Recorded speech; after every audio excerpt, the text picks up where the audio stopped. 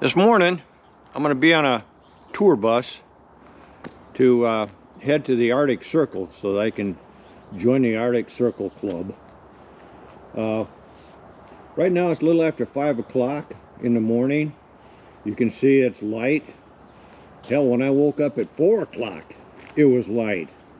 So, you know, it seems like I haven't seen darkness. I go to bed at 10.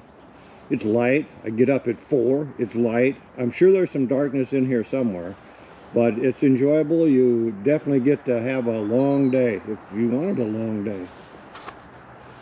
I'll keep you informed on the trip to the Arctic Circle.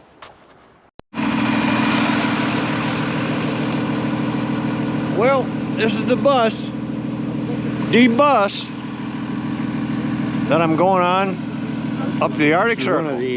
One of the stops on the way to the Arctic Circle. This is one of the first outposts. No longer open, but it was a store built by a guy who homesteaded this area. The bugs are absolutely fierce, mosquitoes. I got my hood up, and that really helps. But they're just everywhere, so if you come up, expect to be with the bugs. All right, well, here's the starting of the Dalton Highway, gateway to the Arctic. Well, all right, bud.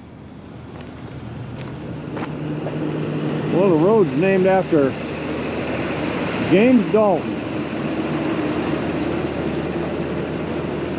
a lifelong Alaskan, born in 1913.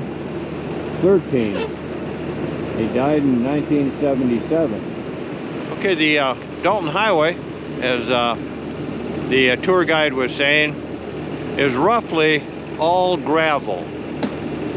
Up to this point, you could, I could have rode my gull wing. I elected not to do that though.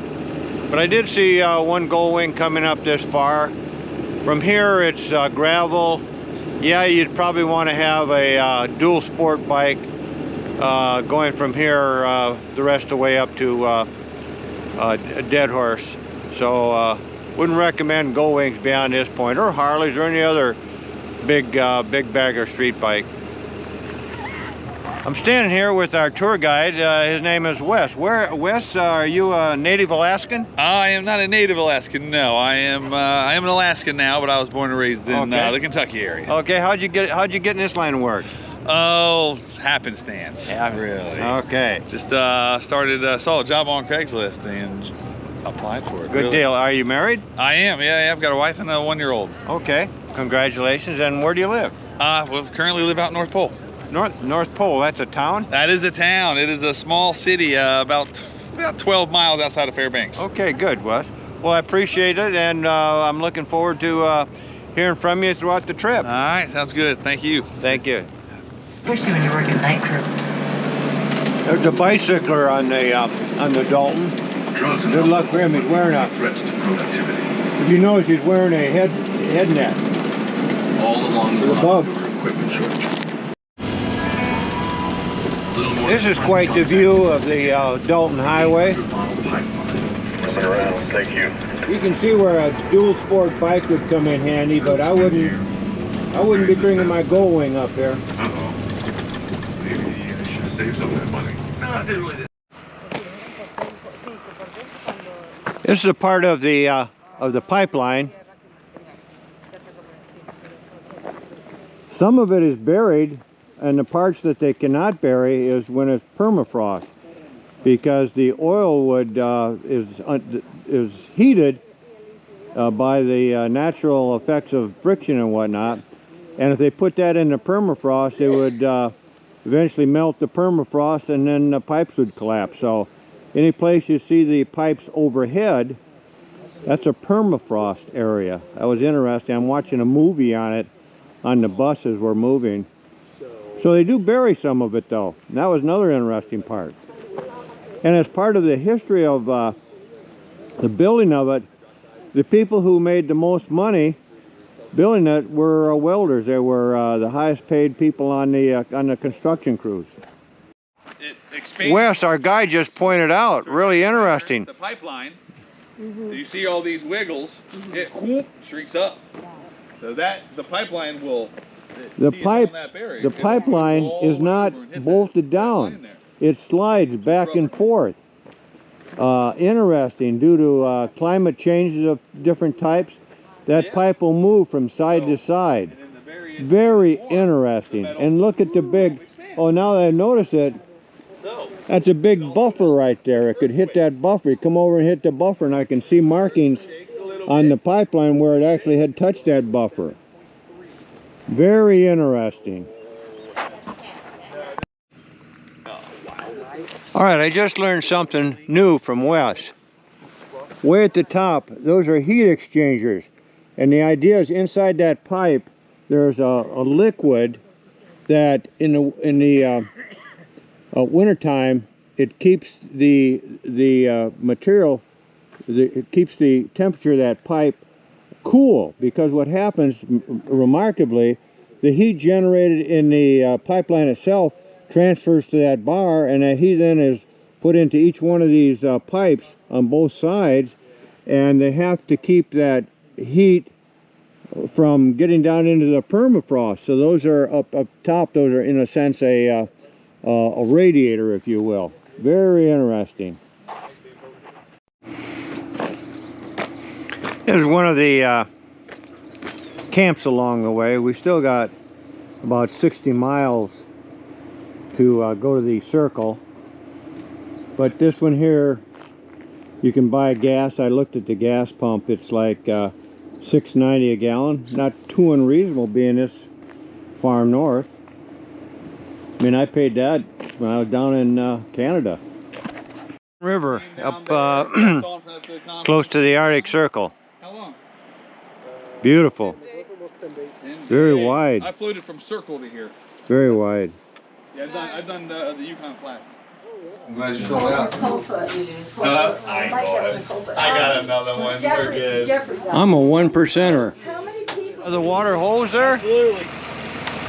All right. This is natural Alaskan water right from the ground.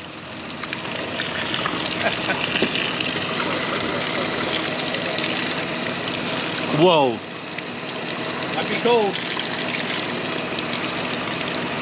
That is cold and good. This is called the roller coaster. One truck at a time in the wintertime.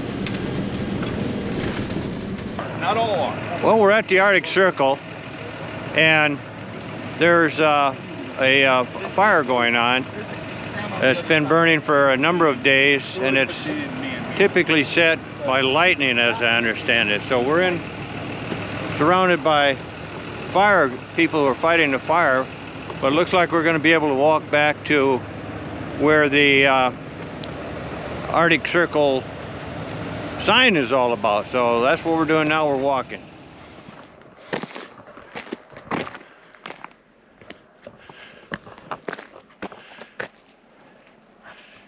Can you believe it? I made it to the Arctic Circle. I'm a 1% member now. That is totally outstanding. Walter is at the Arctic frickin' Circle. Outstanding. Outstanding.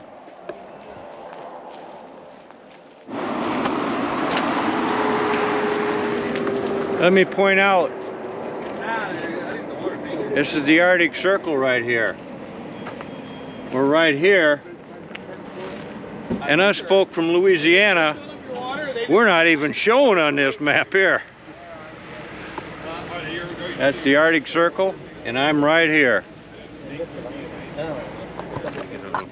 I'm standing here at the Arctic Circle with one of the firefighters that apparently have put out the blaze. What's your name? My name's Chewy. Great. What is it? Chewy. Okay. And where do you live normally? I'm from Oregon, La Grande, Oregon. Grand, okay.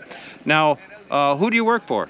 I work for the government, yeah, the Federal Forest Service. Okay. And how many fires do you fight a year typically?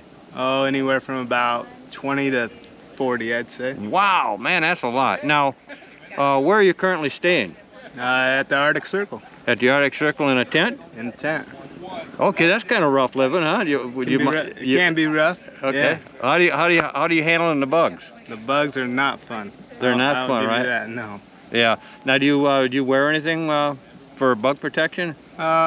DEET and a bug net every once in a while. Okay, yeah. They're that bad, huh? They're pretty bad out there. Well, now, how do you typically fight a fire? There's not water around you.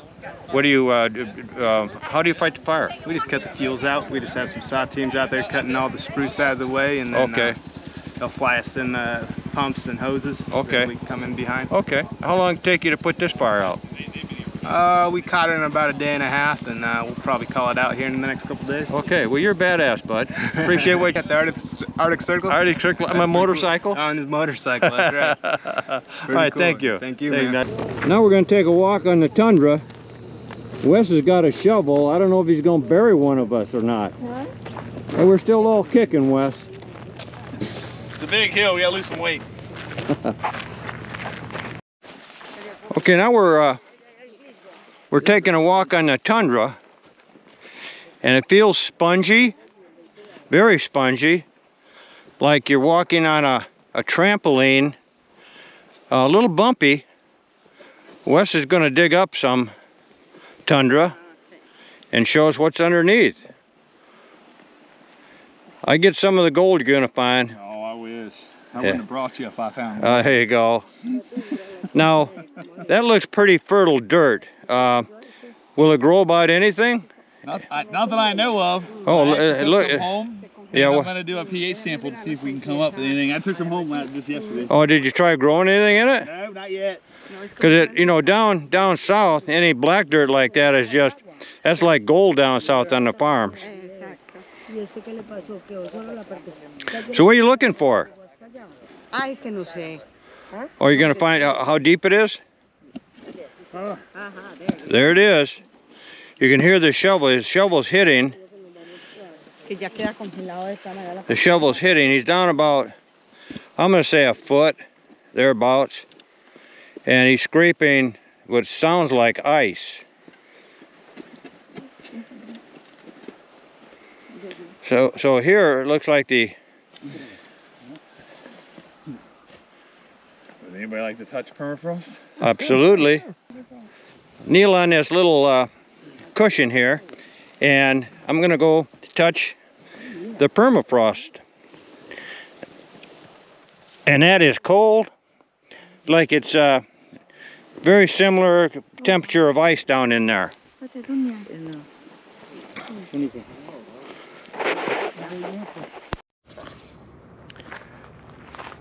Yesterday was the pinnacle of my trip. I left my motorcycle Big Blue in Fairbanks. I hopped on a tour bus and took another couple hundred miles north and went across the Arctic Circle. What a hoot. And I went across, just show you what couple of mementos that I picked up. This is a sign that says I crossed the Arctic Circle on the Alaskan Dalton Highway. And as a result of that little trip to the Arctic Circle, I was awarded my certificate of the Arctic Circle. Now there's a sign up by the Yukon River in a little store that says only 1% of the people that make it to the Yukon River, that make it to Fairbanks actually make it to the Yukon River. That's 1% of people visiting Fairbanks make it to the Yukon River. Then only 0.5% keep going north and cross the Arctic Circle. So I'm a 0.5%er. Now the trip was very interesting. The main that you couldn't get away from is the Dalton Highway. It's all dirt, in spots very rough. I would not recommend the Dalton Highway for any big bagger like my Gullwing or a full dresser Harley. You just would not have a good time on the Dalton Highway. The best motorcycles, and I saw quite a few of them, are the the dual sport bikes, the BMWs. Typically, you saw a lot of BMW dual sports. They were doing fine, and that would really be the way to go on the Dalton Highway. Now, in addition, we stopped at the Yukon River, very large river. That's where the little store was that I saw the sign, 1%. Then we went up and went up the Arctic Circle. They were fighting a forest fire up there, as a matter of fact. And you'll see me interviewing one of the forest fighter people up there. Forest fire fighters up there. Then, of course, pictures of the Arctic Circle sign. And then what was another interesting thing was we went out into the tundra itself, experienced what it was in the tundra. Dug down about a foot, saw the permafrost. It was very interesting. And you'll see that the type of environment up there is very low shrubs. There's no major super big trees like you'd expect in a northern woods. They're very small trees. They got to be pretty hardy to live in this environment up here. So again, the trip was 200 miles further north on the Dalton Highway from Fairbanks, and wow, I did it. And now I'm gonna turn old Blue loose tomorrow, and we're gonna roll downhill back to Louisiana. Talk to you later.